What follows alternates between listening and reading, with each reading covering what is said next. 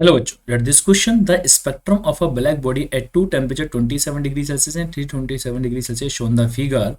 A1, A2 be the area under the two curves respectively to find the value of A2 by A1 का value क्या होगा ये हमें find out करना है बेटा कि A2 का A1 वैल्यू क्या होने वाला है वो हमें यहाँ पे कैलकुलेट करना है बेटा. आइए हम इस क्वेश्चन का सॉल्यूशंस करते हैं. तो हमें ब्लैक बॉडी दी गई है, दो टेम्परेचर दिए गए हैं 27 327 डिग्री सेल्सियस. तो 27 डिग्री सेल्सियस को अगर मैं इसमें 273 ऐड कर दूँ तो ये केल्विन में बदल जाएगा, 300 केल्विन हो जाएगा.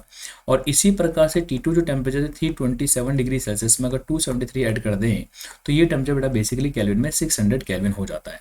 और जो एरिया है बेटा, एक तो इंटेंसिटी ऑफ वेवलेंथ ग्राफ का जो एरिया होता है, area of intensity and wavelength graph, intensity and wavelength graph बेटा, area of intensity and wavelength graph का जो एरिया है बेटा, इस ग्राफ का एरिया हमेशा हमारे किसके बराबर होता है बेटा? एरिया हमेशा total rate of radiation energy पर सेकंड के बराबर होता है. और रेट ऑफ रेडिएशन एनर्जी पर सेकंड जो है फोर्थ पावर ऑफ टेम्परेचर के डायरेक्टली प्रोपोर्शनल होता है बेटा.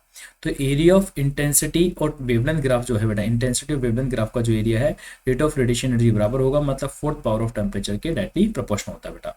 तो अगर मुझे इस ग्राफ का एरिया फाइंड आउट करना है, A1/A2 ग्राफ का जो एरिया है बेसिकली हम उसको लिख सकते हैं कि T1/T2 की पावर फोर्थ के टेम्परेचर के डायरेक्टली प्रोपोर्शनल होने वाला है.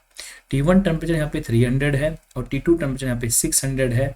तो दोनों का रेशियो के फोर्थ पावर के बराबर होगा, मतलब 1/2 की पावर फोर्थ के बराबर होगा.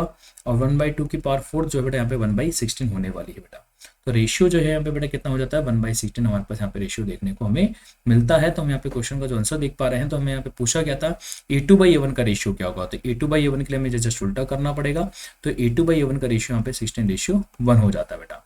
तो हमारा आंसर क्या हो जाएगा? 16:1 हो जाएगा. डी ऑप्शन एकदम करेक्ट हो जाएगा. जल्दबाजी बिल्कुल मत करना, 1/16 मत कर देना, क्योंकि रेशियो जो पूछा है A2/A1 का पूछा है जो कि 16/1 होने वाला. तो डी ऑप्शन एकदम करेक्ट होगा.